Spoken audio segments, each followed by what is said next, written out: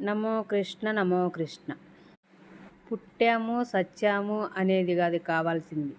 ఎందుకోసము పుట్టామో, ఎందుకోసం సస్తున్నామో ప్రతి ఒక్కరిలోన దేవుడు ఆ ఒక్క 2 మా వాక్యాల కోసం మనసును సృష్టిస్తూ ఉంటాడు.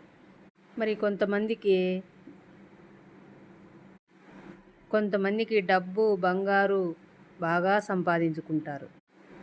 ముందు తరాల కోసం, భావి తరాల కోసం అని ఎత్తిపెడుతూ ఉంటారు. వాళ్ళ తినకుండా లాస్ట్‌కు ఏమీ తినరు, ఏమీ అంటగట్టకపోరు. కానీ ఒక్కటి మాత్రం చేయల్ల, 10 మందికి దానం చేయల్ల, 10 మందితో మంచి అనిపించుకోవల్ల. మనం చేసే ప్రతి నిత్య పూజ గుడక 10 తరాల పాటు వాళ్ళ పిల్లలకు 10 తరాల పాటు సల్లగుండల్లని ఆ దేవుణ్ణి కోరుకుంటూ మనము పూజ అనేది గుడక డబ్బు బంగారుతో పాటు పూజ గుడక విలువైనదే.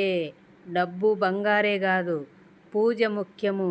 ఎందుకంటే తరతరాలుగా మహానుభావుని పూజించడానికి ఆ ఇంట్లో ఒక్క వంశవృక్షాన్ని నిలబెట్టల్ల కదా మరి.